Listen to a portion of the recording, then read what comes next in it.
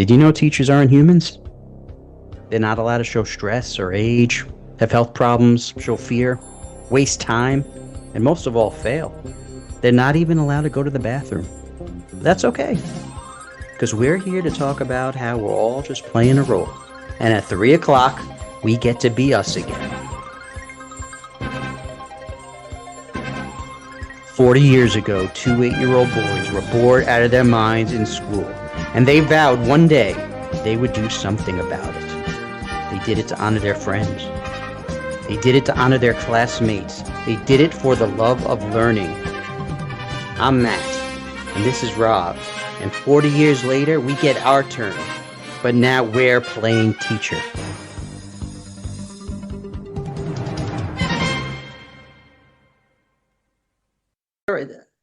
Yeah. All right. Welcome to Playing Teacher. I am Matt, and this handsome gentleman here is Robert, otherwise known as Rob, but it's more or less, that's the same name. Anyway, so we are here to talk. What the hell are we doing today? Playing teacher. Well, I have a question. I have kind of like a question statement that I want to pose, and then I want to see where you take it. Okay. Okay. So this just thinking about being in the classroom, thinking about teaching, and this applies in many other places too, but we'll stick to the formal education space or informal education space. So Right. You're sitting there, you have a group, even if you have, whether you have one kid in front of you or 30 or 40, or like we've had 200 kids in front of you, right? The lectures, yes. The lectures that we used to do. You have an idea of what you're going to be doing with them, right? You want to get kids from point A to point B in some way, right? Or from level 0 to level 10 in some way, right? That'd be nice to know what you're doing. Yes. But there's one thing they don't really teach you when you're, and I don't know if either of us majored in education in college or anything, right? Like we were both kind of right. BA in theater, eventually you got your master's in education, but in college, no. First thing for my mind was being a teacher.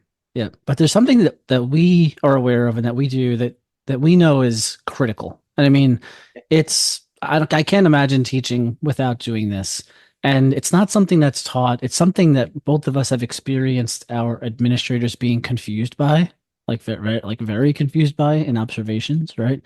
Yeah. And I'm not going to say exactly what it is yet, but I think you are on the same page as me. You know what I'm talking about, right? What kind of like the way that we start our lessons.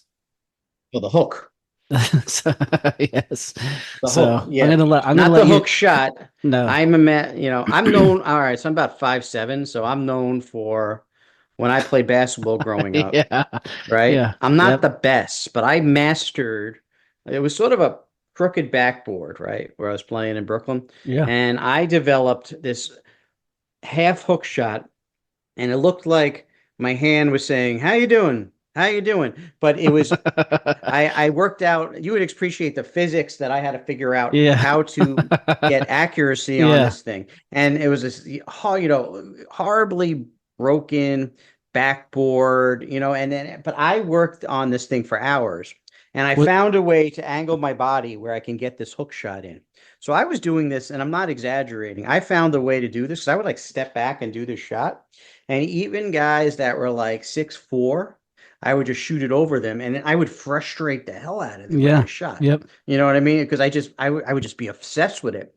So I love basketball so much, and I just wanted to get the hook shot in. But we're talking about a different hook, right? Wait, though, were you banking the hook shot or straight into the basket? Was your most of the time I angled it where it was going, swish, baby. Right, okay. It was going in. It's not going off the backboard. I worked it out where that was going, and I'm talking about not just directly in front of the net. I'm talking. I could be all the way on the right side, all the way on the left side. I could do this. I could do this 3-point range in the corner, and I always made it. Even frustrating them more. I did it where they weren't looking either. Well, where I wasn't even looking at it. So that's what confused them the most, because I look like I'm just going that way. Yeah. Maybe gonna pass it, and I'm just boom, and it goes in, and and I would drive people crazy. I've You I've know, seen this. I've seen this shot of yours, but in a different setting, oh, like work? at work, Yeah. in the side office, playing Nerf basketball Well, horse. then we got, yeah, yes. So, and it works there too. Yeah, no, I've it could work in all. Yeah, I've I've this is, witnessed. Yes. well, speaking of what we're talking about, the hook, this is a perfect example Yeah. because I could start if I'm doing anything that has to do, and I can find a connection to almost like, like not to sound arrogant, but me and you, if you can name something, I can find a way to connect it to it. Every I was teaching in theater or science, there's always a connection in. So Yeah. really anything I was doing, which basically you're just getting their attention. If I come in, I'm just sitting there and I take, this ball and I just boom, hits it across the room. You Hmm. get it in the bag, you get it in the garbage can. Oh, every eye is looking at you. Seems ridiculous. It's a waste of time.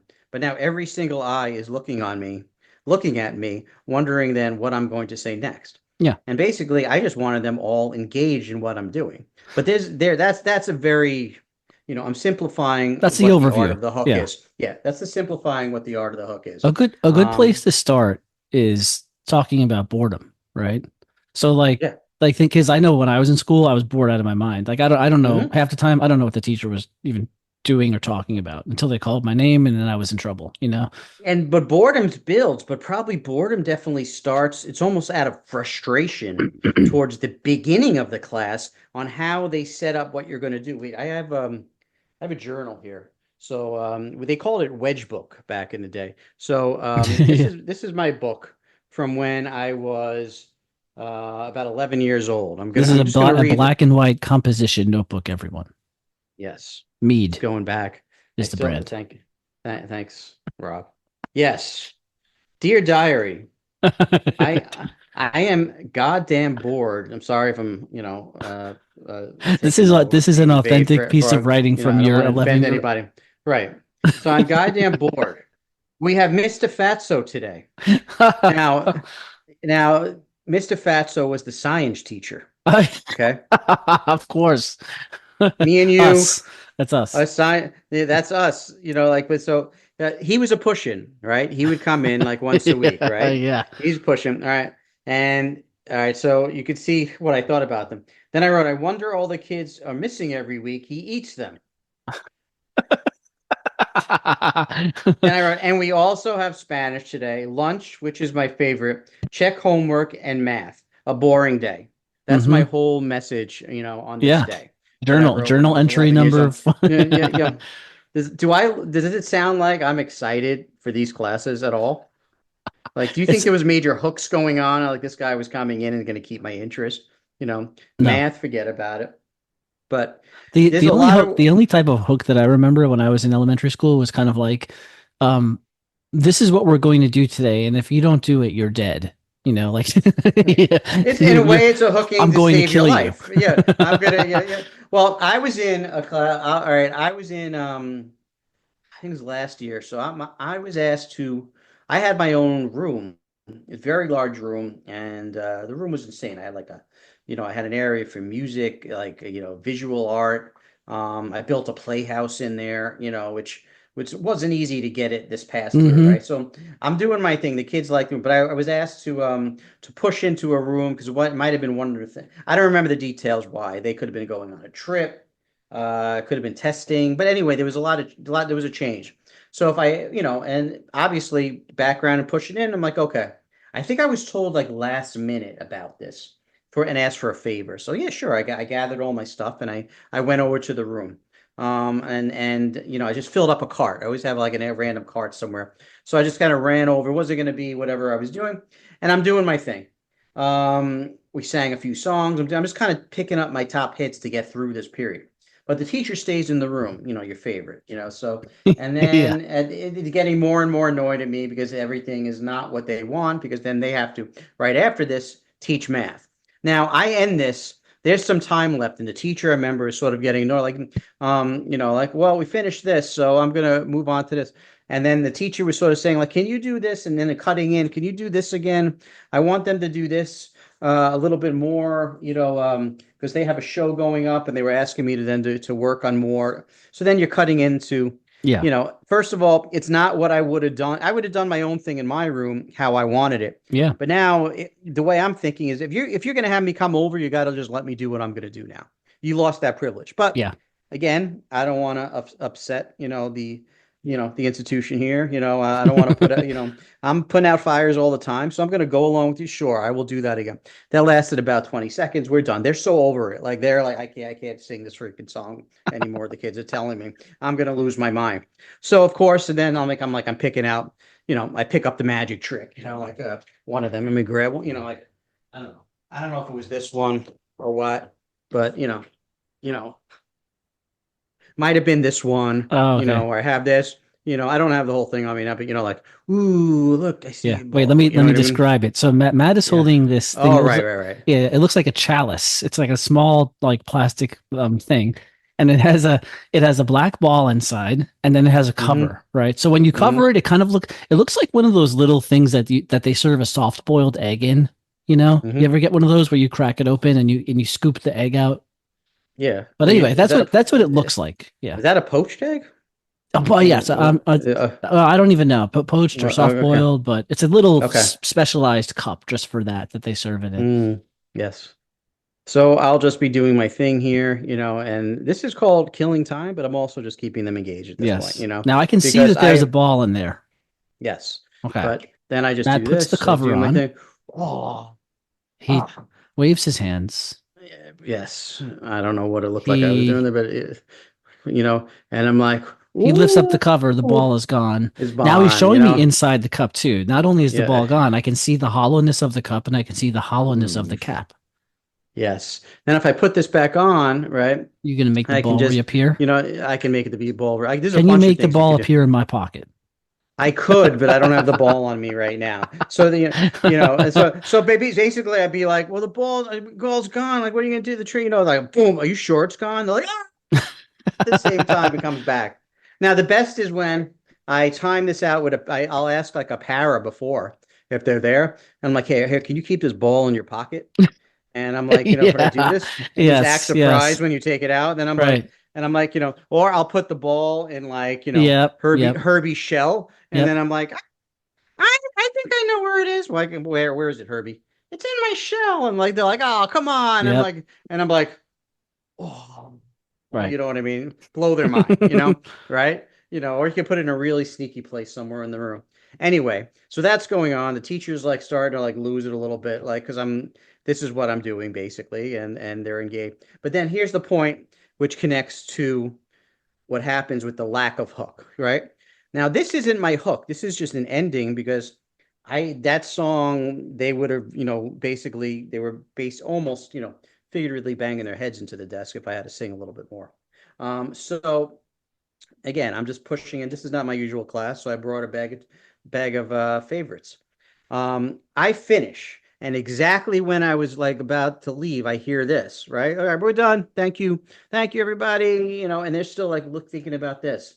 They're like, all right, we got 2 periods and 2 hours of math. We're gonna do this, and everybody get out your books, and now you should be on page 196. Everybody, and Harry, why are you not on 190? Everybody's on it, Harry. You're not on 196. Why are you not on Harry 96? And everybody, all right, everybody should be on this page, all right, and then start. That was the hook. Yeah. That's yeah. And then kids are looking. I Not literally had wanting to be kids embarrassed. as I'm leaving with my stuff. I had kids like looking back at me like, like almost like help, like, and Yeah. I'm like, but and listen, this is what it is. And school is, look, it's not about being fun and everything. But the point of this is there was no hook there. It was just do your work. Okay. And this happens a lot. Um, but there is an art of what we're talking about. And the purpose of the hook is to basically keep them to kind of bring them into what you're about to do so that you can basically have the ability to take them on this wild ride of education because everybody is going to be doing this, thinking about this, thinking about this, thinking about this. If you really master the art of the hook, you can find connections outside of what you're doing to bring them into what you're going to do. And then you have them where you take them on the educational Yeah. roller coaster is going to be so much better. I don't see a lot of that happening. Yep. And I want to zoom in on something you just said, yeah, or you just and you kind of you said it you just flew by it, but it's so important when you said like you have them, right? It's yeah. like I when I'm teaching my classes, I tell my pre-service teachers, if you show a kid in kindergarten or first grade a magic trick, you own that kid. Like, and you don't Hmm. just own them in that moment. Like you own them for the next 3, 4, 5 years or whatever. By owning them, I mean you own their undivided attention whenever you want it. And You that's like send me having them is like having their full attention, right? you send me an article today that was very interesting Yeah. about The uh impossible pre and the pre, improbable. yeah, preschool students. I believe you wrote about. You said, well, you didn't wrote about. You sent me an article that let me see, and I one can sec. summarize it. Yeah, go ahead. I'm So pulling up. basically, like you're looking Oh, at, oh wait. yeah, Toddlers learning best after experiencing impossible events. yeah. And then yeah, go ahead. You can summarize it. Yeah, this key facts. Yeah, killing. Children, teachers 2 to 3, children ages 2 to 3 learn better after experiencing possible rather than improbable events. Um, Impossible events appear to fuel toddlers' curiosity, encouraging exploration. Hmm. This insight could help educators design scenarios that boost young children's engagement and learning. Now, this is from Johns Hopkins University. Yeah. Um, Now, I found that interesting because um, I would have this area in my room called the meeting of the minds, right? yeah. And it was Wait, I always let me just go ahead. summarize. Yeah, Let me summarize the thing first for everyone, and then yeah, we'll jump into the go ahead. story. So it's a study looking at kids as young as 2 or 3 years old, but this applies for kids older than that as well, which we both know, right? Mhm. And so even at that young age, they have a concept of what they believe is possible in the world, right? Like if they push a cup, it'll fall off of a table or whatever, right? Or just the idea that like if I put a ball behind my back, like is it still there or has it disappeared? You know what I mean? So, you know, without saying it, one of the things that they're talking about that you could do in a classroom is a magic trick. It's basically, or a lot of times some teachers call these discrepant events, right? So this is something that has an outcome that the kid not only wouldn't have predicted, but like a magic trick, they think it's impossible, right? And so yeah, it just triggers something in the brain, like a natural curiosity that makes them want to get into the learning. Whether And it's that learning that thing, it doesn't really matter. You've turned it on. It's like making someone angry. It's you know what I mean? Like if they're angry, they're angry. It doesn't matter. It doesn't matter what the trigger was. you're challenge them to make the impossible seem possible. Yes. And Right. and in their mind, to me that's pure creativity. That's pure imagination. My word, if there was Yes. one word that summarizes me is imagination. What's more imaginative than challenge them to make the impossible seem possible? Yeah. Because then they're like, wait, how can this, that doesn't exist? Well, find out how it could exist then. And So then that what was the part of your room again called? the meaning of the minds. Oh, all right. The meaning of the mind. Did you have an You imagination station? Well, yeah, the imagination station was my visual art area because they're all making aesthetic choices in there, so the imagine but I've had a whole classroom that was just the imagination station. That's where I had train tracks going around the room Yeah, and right. everything like Okay, that. that's right. That's right. Then I had a classroom called Imagination Art connected to that, Yep. where the whole class was basically to help and grow their imagination in the class in all the different art forms. This year, this class was a combination of art and music, and then I just put a lot of other connections. I built the playhouse for theater. I was connecting other art forms, but in the middle of the room was something called, and I would set rows up, and I would just say, "This is the meeting of the minds. This is where we bring it all in." But a lot of times, it might not be even connected to what we're doing. It was just we're just going to have real talks about things that we're thinking of, and a lot of times we would be just connecting it to magic tricks. Hmm. And I would just pull out a trick and we would talk about it, and then they would just come up with, sometimes it'd be a challenge, and then if you figure it out, you get a prize. And other times it was just like an ongoing investigation. And then how is this possible? But it was I felt like when people would ask me like why this, I would always say one word, necessary. Mm-hmm. And that was the word, necessary. I'm like, You, what do you mean necessary? I'm like, do you know how much they need to grow their imaginative and curiosity? Have you walked around and seen their day? Like there's not a lot of that going on. So I'm giving them a time where I'll do the research on the best tricks, the best ways to foster their creativity, and imagination, and just having them respect that this is a meeting where our main focus is to strengthen our minds and come up with all these different scenarios and how the impossible seems possible, which is what magic is, but it's also what art is. Because we create something out of nothing. And that's what you're doing with magic. right. Basically, there's something there that, and you're gonna there's nothing there. You can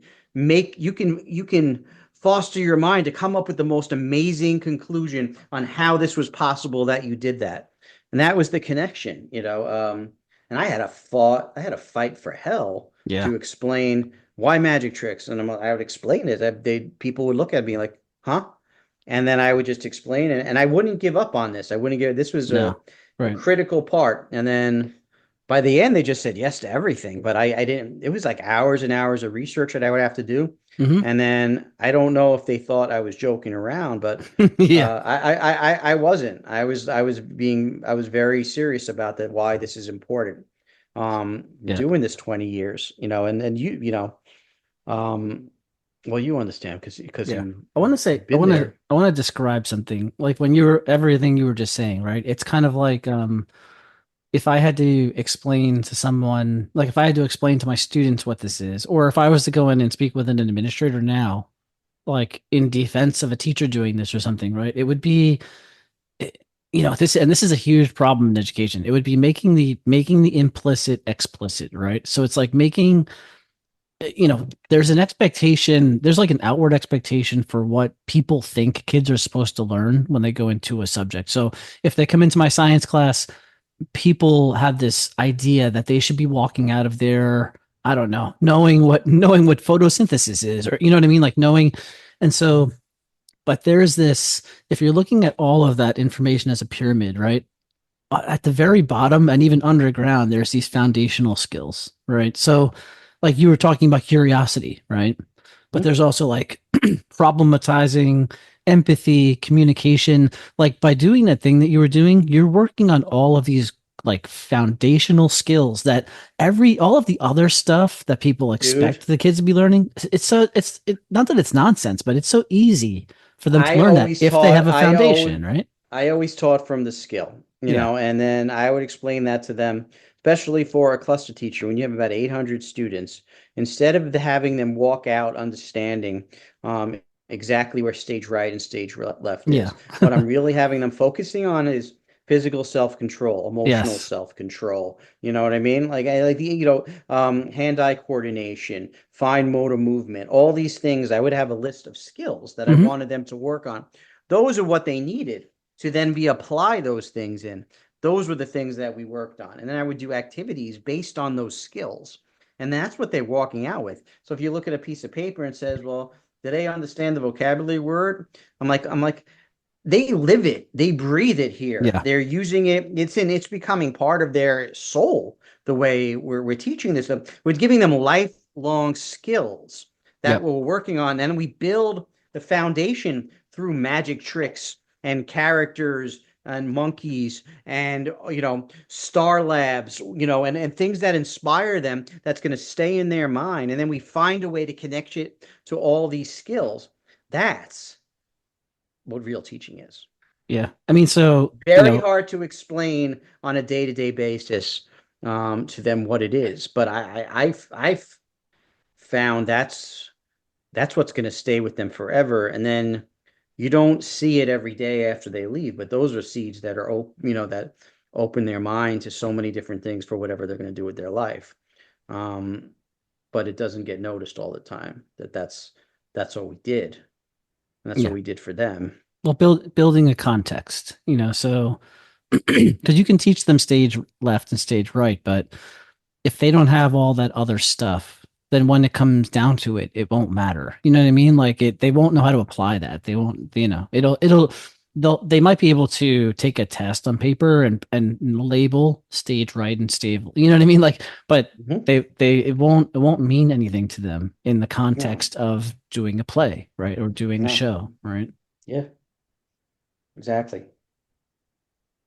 Now, if you get into the emotional aspect of performance art or visual art or music, that's a whole other area. And it's the same thing. There's a lot of things how you can use music and you can how you can use so many different tools. Like, well, are you teaching about rock and this and that? I'm like, sure I am. But what I'm really doing is teaching them how to use it to be effective in so many different areas of their life. And not everybody, again, not everybody understand how you can use these skills, because it might not transfer over to exactly writing it down the way they want on a piece of paper. But if you look at the performance of the student before and the performance of the student after on whatever they're doing, they're definitely growing. Let's try to think back and remember different hooks that we've used. And if like I can remember a lot of mine, but I may not remember what I used because like I would use one hook for many different things with different classes. Let's put it that way, right? But Okay. let's take turns. Let's go. Let's All go. I right. mean, you showed one that you use already. Mm-hmm. I'll say one of mine now. I'm not going to show it, but the rubber band trick with the ring. You know that one? Mm. So that's where like I have a ring that seems like it's going against gravity, like traveling Yeah. up a rubber band, right? No, I know it because you taught it to me, and I totally bombed it the first time I did it. I think I showed you a It's video of close up it, and yeah, magic. and then I was like destroying your trick, but it took me a while. But then I got it. No, I stole it. I did it. Yeah. They love that one. Perfect That example blows. though of kids who are in say even fourth, fifth, even adults, right? Seeing something and thinking that's not possible and it That triggering something in their you do it mind. right. Right. So Yeah, it's the best reaction though when they think it's not possible. yeah, When do it they again. say, Do it again. Let me see it again. do it again. Let me say, yeah, yeah, Do it this way. Do it that way. Do it with this. yeah. You know. I had a kid finally do it, and he did it successfully, and then he got the prize. And of course, there was one kid in the class who was just like, got so upset because he wasn't going to get the prize, but you couldn't do it, Yeah. And I had to have a whole talk with him, like, don't let him take away your moment, you Hmm. worked on this. I think I spoke to the mom at a later date, maybe the parents thing, and she said like he was so happy with that. I'm like, yeah, I told him a lot of. One kid was, extremely jealous that he can do this now. So But I was like, don't let. No, she's like, he did. He's like, he totally enjoyed the prize and everything. what's your next one? Well, I would, I'll go back to. I find so many hooks with the puppets and characters that I Mm, use, because and there's so many different ways. And this gets really hard to explain, especially if you're writing a sub lesson, but so Herbie is a chicken that I've used for a while. I have Spider Monkey. Let me just grab him, over here. Let's see. I got these guys here. Let me see. All right, let's see. Okay. This is Spider Monkey and Spider Monkey. this is like a this kind of looks like a Curious George stuffed animal, like Yeah, without he the shirt. does. Yeah. He does. I'm Curious George. Yeah, so no, you're not Curious George. You're Spider Monkey. Spider Monkey. Yeah. So yeah, but he could be used a lot of different ways. Igor is like obsessed with pizza and is Yep. very aggressive. This is a T-Rex head and arms Yes. Yes. puppet. Thanks for It's a puppet. explaining that. Yeah. Hmm. Yeah. And hi, Rob. Hi, Mr. Monahan, and everybody out there in the world. And yeah, I'm a hook basically. I'm to engage them, but on whatever we're talking about. And sometimes I'm a little aggressive. And Herbie's there basically can connect to a lot of different things. He can connect to pitch, if I'm doing something because he has a high voice, and then Igor has a low voice. Yeah, I have a low voice. They can get into an argument.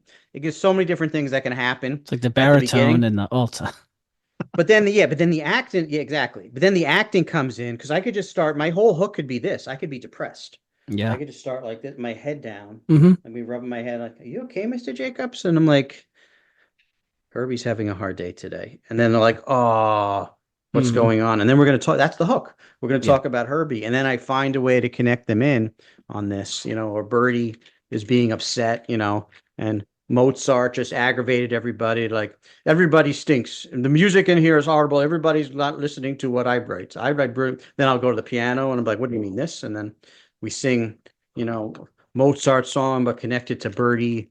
And then Birdie wants to sit on my nose. And then and there's a whole different, you Birdie know, is a balancing eagle, one that yeah. seems to balance in an impossible way on pointy So objects. I have all these things going around, and then I'm like, I'll sit and think like, what's the best way to get their attention to what I'm going to go, and then we go in that direction, Hmm. you know.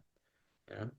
Um, So so take your pick. I don't know. I'd say the puppets are mine. yeah, yeah. Is always as my go-to. When I was doing when I had the room for just the subject I made called imagination art, I had Herbie on the smart board, and it would be basically be prearranged videos that I would create, and he would be on there almost like he was calling me in on FaceTime, right? And he'd be talking to me live, and I would have to. They thought he was talking to me live, but these were pre-recorded videos, and he would teach basically the first 10 to 15 minutes of the class, and I'd just be relaxing by the piano. And then I would knew when he would ask me a question, I would wait on the timing on it and space it out, and I would answer.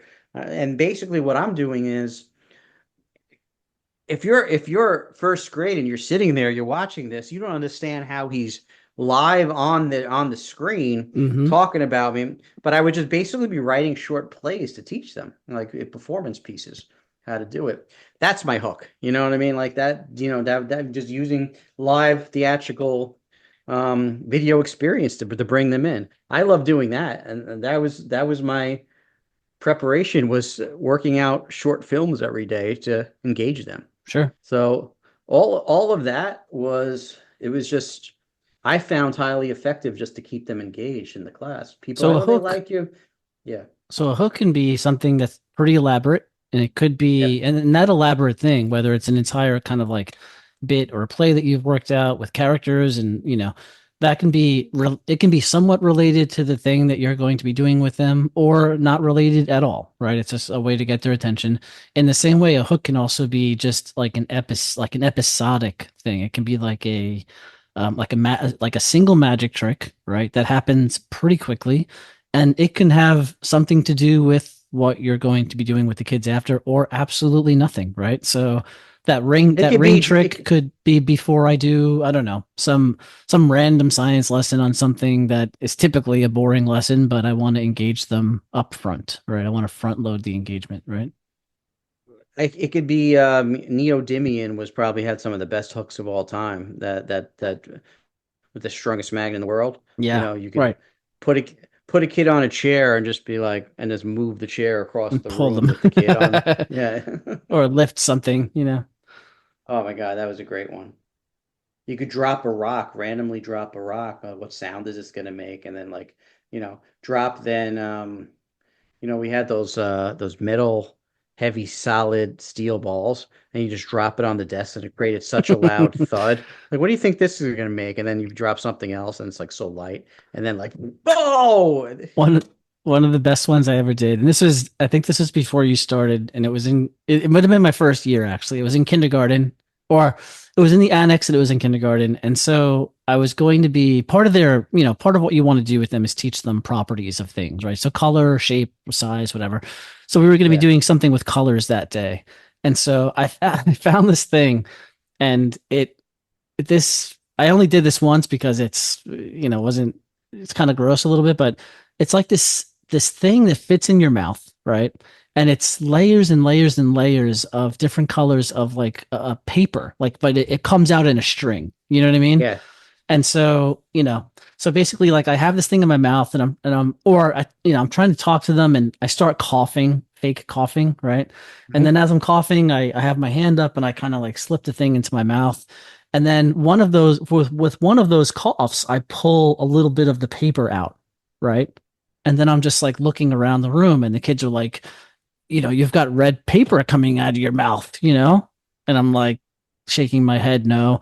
So then I start pulling out the paper and it's long, right? And it keeps coming out. And I mean, the thing is like, the thing must be 50 feet long, it keeps coming out. Then it turns orange, purple, green, blue. And the kids and my eyes are really wide, like I don't know what's happening. And the kids are like, oh my God, you know what I mean? So and that was, I don't know why I did. I'm gonna look that one up again, but I don't know why I never did that one again. But it was so hilarious to me. You know what I mean? Like just how engaged they were with that, and how they were still doing their activity about colors, still talking about it years later. You know what I mean? Like,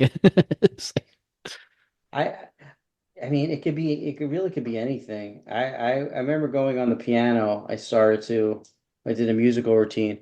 I would be extremely like serious at the beginning. I would just be like, and I would start to do like a glissando across it or back. You know what I mean? Like, yeah, just moving my yeah, fingers on yeah, it. And then like, you know what I mean? And then, and this is like for 5-year-olds, and they're like waiting, and I'm like, "Doo, doo, doo." And then at the end, I would just do kind of like I would just take two keys and go, "Doo, doo, and I just kind of look over at them. You know what I mean? Like, yeah, and the giggles would start.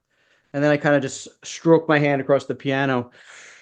Hello, boys and girls. And then it would just yeah, start. And then they would repeat after me. But that was the hook. You know what yeah, I mean? yeah, Like, and they were so used to like just, and I would just get more and more into it. I'd be Liberace, basically just playing this, and then I'm just saying about, and it's building, it's building, it's building. And it's just, hello, boy. And that's all it is. It's just leading up to the hello, boys and girls. yeah. Well, we're just about out of time for today, which is crazy. That went by really quickly. But to sum this up, I mean, we can sum it up in a couple of ways, but the hook for us anyway, we think is probably one of the most important parts of the lesson that you're not typically taught to do or even taught about when you're But learning how to become a Rob, teacher. we missed a very important hook though. We did. I have to throw this in really fast because Yeah. this is both of us. Um, the hook walking into the Star Lab. The Star Lab, basically, we took out all the furniture and we blew up this giant Star Lab. And Yeah. kids didn't, when they walked in, right? It looked like basically Jiffy Pop popcorn, right? Yeah. That you put over the Yes. so that you just it was a Fully inflated. giant, fully inflated, and they walked in, and when they saw this from the outside and not expect, and especially if you're a first timer, you couldn't believe what you were seeing, and then you Yes. go in. And it's set up basically for us to watch movies, but it was the most amazing video. They had to crawl through a tunnel to get in. It was amazing. But the best hook of all time would be we had two students that were in wheelchairs, right? Yes. And like I think you said to me like we got to get him in there, and Well, they were I'm twins. like look, Yep. yeah, they were twins, and you looked at me like we got to do it. And I was like I'm looking at the, like how's this Well, going to be let possible? me back you up a little bit. Yeah, They're in wheelchairs and they can't move from the neck down, yep, right? Like I mean, they can, but very little, right? And so yeah, they have to be wheeled places with a one-on-one para. And we had inflated the Star Lab for like the week before break or something, but it didn't. We had forgotten, right? So the one of the boys shows up and he's outside hmm the classroom, and we look at each other yep. like, "Shit, what are we gonna like? What do we We do get now?" Right? we can't not have him see this He can't go inside. in the normal way. He can't. No, there's no way for him to go in the normal way. And we're sort of looking at it and talking about it. I'm like, we got to make this happen somehow. And then we said, okay, we lift it. Well, we bring him into the room alone with Yeah, the para, and we right. start explaining to him. We go, "We're gonna get you in here." And he's telling the story with his eyes, such Yeah, bright yeah, yeah. eyes, and just like taking this in. But You're gonna be the first one inside. he's not scared or intimidated. He's just like, he's telling us Yeah, almost whatever we're doing here, he wants to go along with how we're figuring this out. You know what I mean? yeah, So he like I somehow then we we lift it up. Well, like you and the para, so let me just explain one more thing. This thing takes up the entire room. It doesn't actually have a floor. So like the floor is the floor of the classroom, and the sides of this thing, it's like an igloo. It just comes around. It's inflated with air. So if you lift up the side, the air starts pouring out. Like the air, it starts Right. deflating very, very fast, right? Right. So you and Has the to be para, quick. you and the para lifted up the side tall Mhm. enough for him to be basically thrown in there in the Right. wheelchair. And then like I think one of us wheeled him in and he just flies in there, flies in, pitch black. and then we yeah, and then we go in there, and he's just like, Yeah, he's so happy. he's taking it in like this is amazing. Like every expression he has, he's just taking. And then we have to wait for it to reinflate because it's halfway deflated now. Yeah, And then the rest of the class comes in like the normal kind of tunnel or whatever. yeah. I Didn't think we we I leave him think in we there with figured the out other I think we class? figured out though that we could wheel him. It was easier to wheel him out of the tunnel. Like it Right. was so but you know what? I'm glad you brought that up because I think we'll have we'll have another episode that deals with this. So this is a branch of hooking which is about staging the room, right? So this isn't like a magic trick or a skit. It's kind of like doing something in the room that's so amazing that all the kids need to do is set their eyes on it, and you've hooked them. That's yeah, using the room Right. as the hook. So and how we'll you set it up. we'll do a whole Yeah. thing on that. No, absolutely. I had to end with that because Mm-hmm. I hope he never forgot it, but I know No. I never did. Anyway, so that's the art of the hook. Hopefully making classes better and not a dud, which Mm-hmm. I explained what some of mine were when I was 11 years old, and here we are, a little bit less than 40 years later, going over what we discovered as educators. Yep. Getting Brought kids in the them in. mood to learn. Yeah, and what's going to bring them in. The art of the hook with Matt and Rob on Playing Teacher. Till All next right. time. Till next time. Thank you, everybody.